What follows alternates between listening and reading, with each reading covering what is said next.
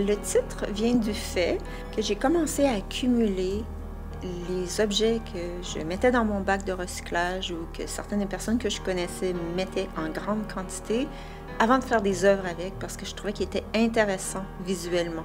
Je les ai accumulés pendant quelques années avant de les amener au studio et de commencer à faire de l'art avec. Alors ça a été un élément déclencheur quand j'ai vu la lumière passer au travers. Mon travail avant était plus au sujet de l'identité, la transformation, c'était l'arrivée d'Internet, la notion d'avatar et de clonage, de dégénération. Et puis là, dans les années 2000, il y a eu, on passait au numérique avec la photographie. Moi, avant, je travaillais beaucoup avec l'argentique. J'avais fait le tour de plusieurs tableaux en histoire de l'art. J'ai fait ça pendant 10 ans de faire des projections et je sentais que je devais passer à autre chose. Et en vidéo, j'avais un autre type de pratique où je me mettais en scène parce que c'était facile, on se voyait immédiatement, chose qu'on ne pouvait pas faire en argentique. Je transforme avec la lumière. La lumière que j'utilise n'affecte pas, il n'y a pas de rayon gamma, il n'y a pas de rayon nocif. Donc, une fois que tu éteins la lumière, la transformation disparaît. Alors, c'est une espèce de réenchantement du matériau banal, qui est un matériau qui est, par exemple, les bouteilles de plastique, qui sont un symptôme de la société de consommation dans laquelle on est. Puis en plus, c'est fait avec du pétrole. Le pétrole est charnière là-dedans dans notre société, on le sait.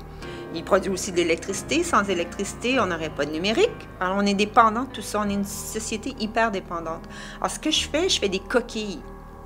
Je me bâtis des coquilles transparentes que j'illumine et qui deviennent merveilleuses avec la lumière. Mais d'un autre côté, il y a une tension parce que c'est pas merveilleux, cette accumulation d'objets. Et moi, personnellement, ce que je ressens, c'est que le corps disparaît dans tout ça.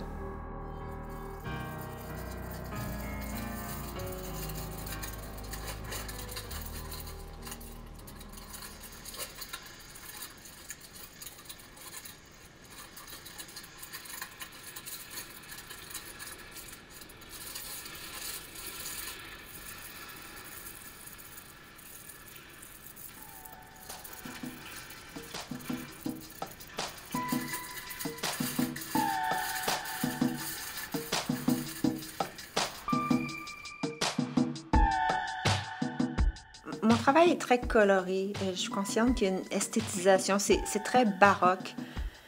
Et je l'assume. Et le baroque est une période de l'histoire de l'art qui est arrivée environ 100 ans après l'invention de l'imprimerie, où il y a une espèce de rééquilibre des sens qui s'est fait, où on est passé d'une société orale à une société de l'écrit. Et apparemment, selon McLuhan, que nous sommes en sens inverse, et nous sommes environ 100 ans après l'invention de l'électricité, et nous sommes passés d'une société qui était plus littéraire à une société plus visuelle, d'où ce parallèle avec le baroque. Je recherche les contrastes. Par exemple, la photo Prométhée 6 est au bord de mer. C'est une longue exposition où j'ai réussi à capter la réflexion d'un écran au moment où il était bleu sur le sable. On ne la voyait pas à l'œil nu, cette réflexion. C'est la longue exposition de l'appareil qui a permis de la capter. Puis ça, c'est important dans mon travail. Je capte quelque chose qu'on n'aurait pas nécessairement vu à l'œil nu. Alors, on connaît cette histoire de George Samsa dans Kafka, La Métamorphose.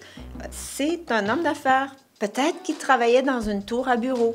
Alors, c'est comme ça que le fil s'est fait entre ces coquilles que je mettais sur mon corps, qui me permettaient de commencer, d'amorcer une transformation, et cette idée de changement climatique et d'entrer dans l'eau et d'avoir une robe flottante. Alors, je me suis dit, les insectes vont être une espèce qui va s'épanouir.